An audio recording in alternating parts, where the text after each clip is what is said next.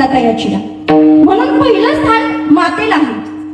कारण माता म्हटलं की गोमाता आहे, आपली भारत माता आहे.